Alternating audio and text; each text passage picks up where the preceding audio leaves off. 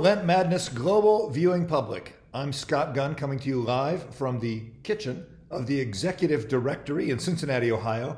And I'm here with Tim Schenck, who's coming to you live from his book-laden office at the parish of St. John the Evangelist in Hingham, Massachusetts. Hello, Tim. Hello, Scott. It is April Fool's Day, among other things. So what that means here at Lent Madness and on Monday Madness is business as usual.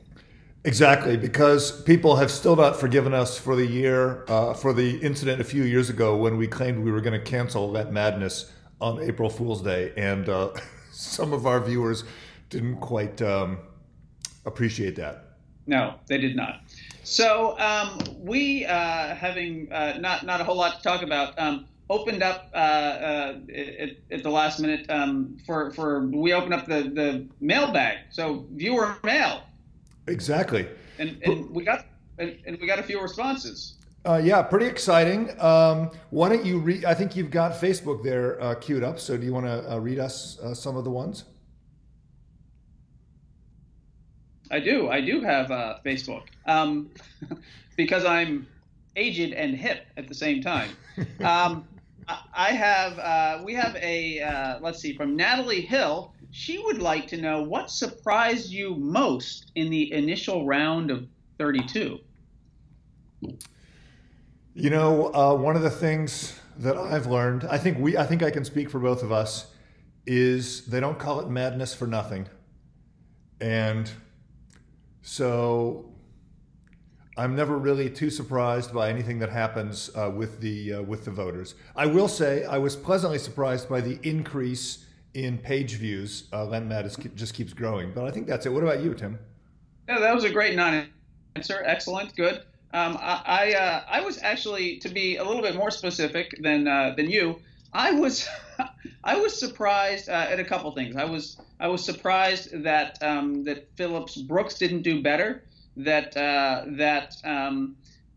Trinity Church in Copley Square didn't I don't know, energize the masses down there and push him to victory. They didn't seem to care. I don't know what else. The Damien of Molokai, the Hawaiian vote, that Big Pineapple didn't come out in full force. I do think they were a little distracted.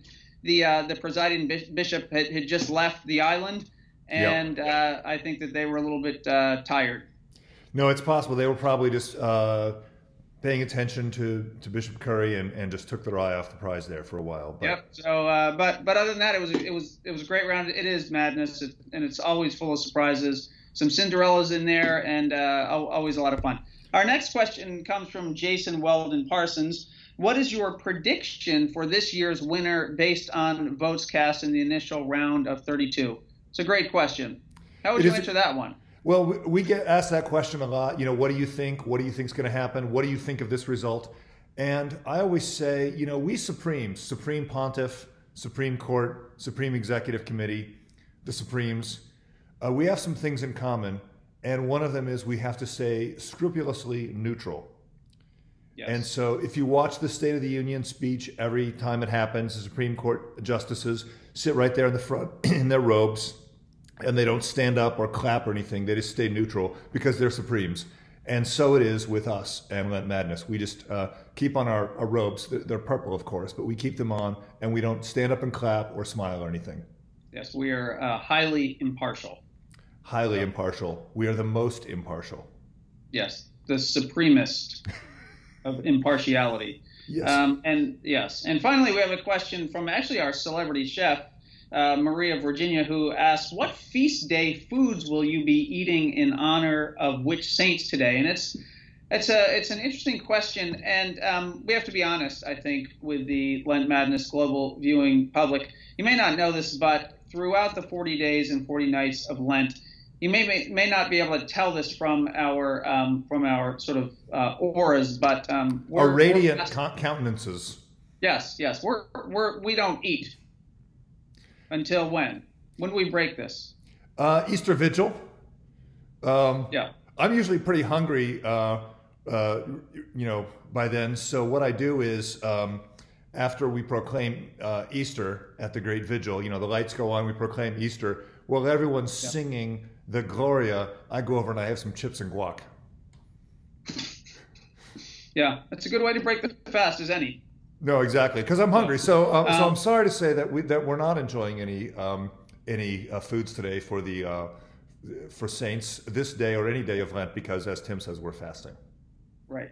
Now, this is a good segue, because we do subsist exclusively on coffee, and some of you know I've been writing a book about coffee, and by the way, excuse me, viewers, this part gets a little boring. I'm just gonna do some reading here while Tim's going on. Please continue. Oh, or walking. What is that? Is that some book that you wrote? Oh yeah. Oh, sorry. Yes. That's a little book that I wrote with Melody Wilson Shobe. It's a little book, something. But no, please continue. Go ahead. So that every time in the liturgy when you say "walk in love as Christ loved us and gave him," so it's basically an advertisement for your book. It is. Okay. Now you're reading another book that you wrote. Oh. Sorry. I am. Yeah. Another one I co-wrote with Melody Shobe. An introduction to Christianity, exploring the way with Jesus. But please continue. Never mind me. So basically, anytime I type a question mark, I'm promoting your book. That's great. Okay. Exactly. Please continue. Yeah. What? Okay. Can I go now? So tomorrow. Thank you. Go ahead. So tomorrow, is release day for this book that I wrote about. We drink a lot of coffee here here at Lent Madness. So we subsist on it, and so. Some of you may remember last year there were several episodes of Monday Madness that were filmed while I was on sabbatical, from Nicaragua and, Seattle, Rome. I was off writing and drinking coffee. And the result was this little book called Holy Grounds, which, what else would you call a book about coffee and faith, obviously? So it's Holy Grounds, the surprising connection between coffee and faith, from, what's it called? From dancing goats to Satan's drink. So lots of good stuff in here. It releases tomorrow on we didn't want to release it, I guess, on April Fool's Day, but April 2nd is the release date. I'm excited about it. It is the reason that I am wearing this brown, ill-fitting sweater. And there you go. So tomorrow's Holy Grounds release day. That's cool. So people can get that on Amazon. You can get it at your local bookseller, all kinds of places, I would guess. I hope so. And then my other question is, it's from dancing goats to Satan's drink. So Satan's drink, is that the current status of coffee? Or is it gone on? Yeah, in many church basements. That is correct. Yeah, out of styrofoam cups, yeah. No, that's excellent. Yes, but we're trying to change that, as I like to tell people why they should serve good, fairly traded coffee in churches. It is God's house, not Maxwell's house. Absolutely. Well, so that's exciting, and good for you. Congratulations, and I look forward to reading it myself, and I bet a lot of our viewers will as well. Well, on that selfish note, happy Lent. Happy Lent.